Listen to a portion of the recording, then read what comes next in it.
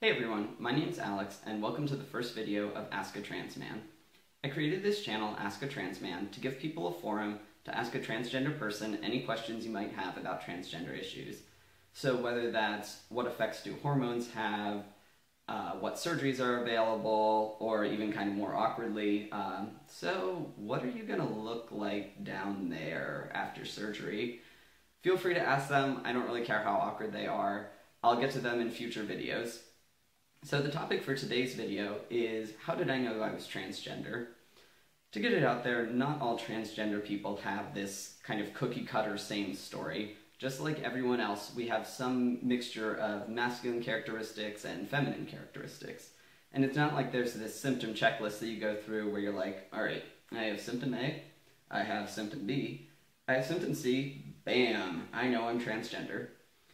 So my story really begins when I was a very young kid. I was, like my sister, I was a tomboy. We both had Jurassic Park dinosaurs, G.I. Joes. I had this awesome Conan the Barbarian action figure. He wore armor, he had this armored horse, it was sweet.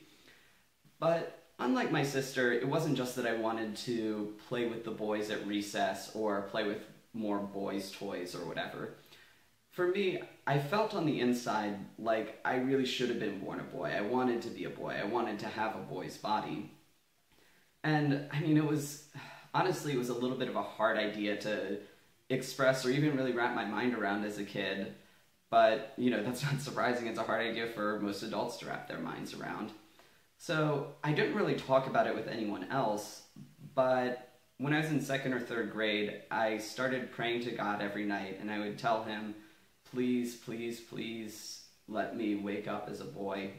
And I would pray for that and only that because I wanted God to know that it was the most important thing in the world to me.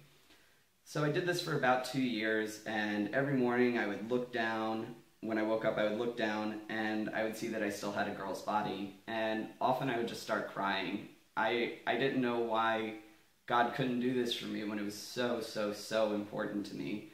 I thought, you know, maybe he was mad at me, or maybe he just didn't like me. So this feeling never really went away as I was growing up. I continued to feel that way, but as I got older, I became more and more aware that girls were starting to kind of all act in this feminine way, and it was kind of becoming socially unacceptable to really continue being a very, very obvious tomboy.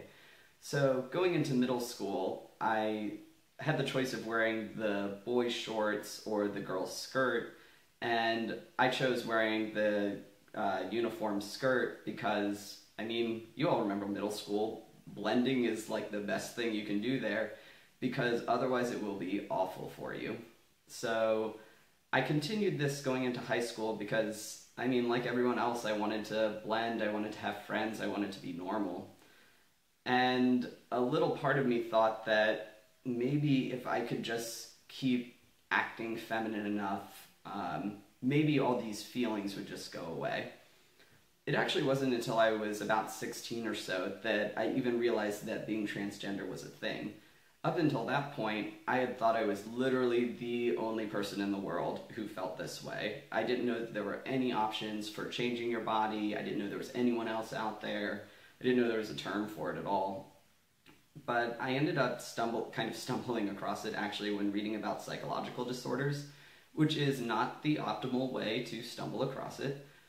But I had been reading and I discovered gender identity disorder, which was the diagnosis that psychologists and psychiatrists used to give to transgender people.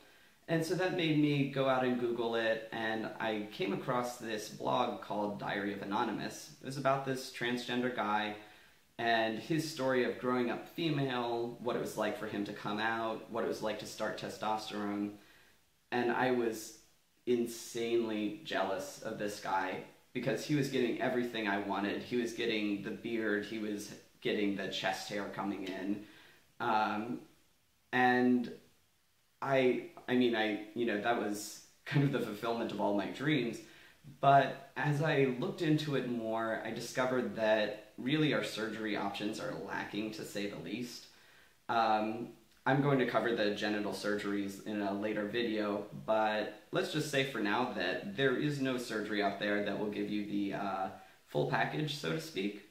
So I ended up deciding that I didn't want to do it. I didn't want to become a halfway man or anything, at least from my perspective at the time. And so I just kept trying to force this back, you know, hide it. Again, kind of trying to go for the, if I can look feminine enough, if I can act feminine enough, maybe I will eventually feel like a woman.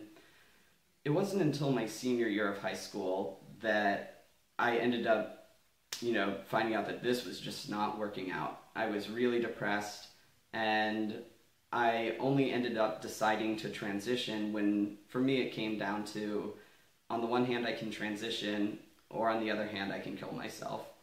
I just couldn't see any future in which I could be even vaguely happy living as a woman, being treated as a woman, and, you know, all of that. I couldn't stand that when I looked in the mirror, I saw someone who wasn't me.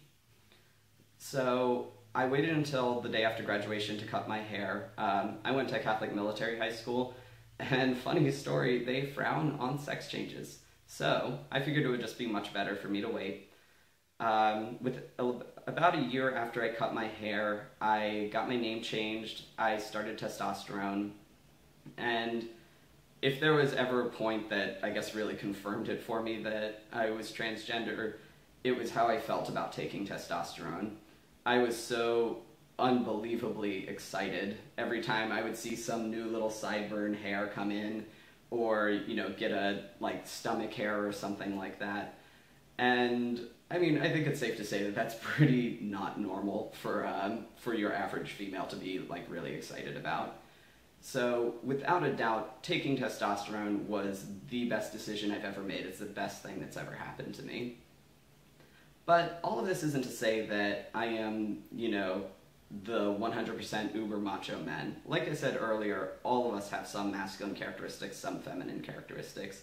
So even though I identify very much as transgender and as a male, there are still some parts of me that are feminine. Like, for example, most of my friends are females.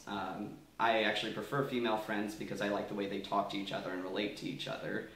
I don't give a shit about football. I would actually much prefer to go shopping rather than watch a football game.